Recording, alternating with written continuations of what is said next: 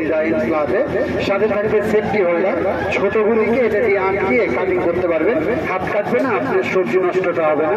এটা single price হবে 400 টাকা, আর প্যাকেজে ডিসকাউন্ট আছে আপনার প্যাকেজে।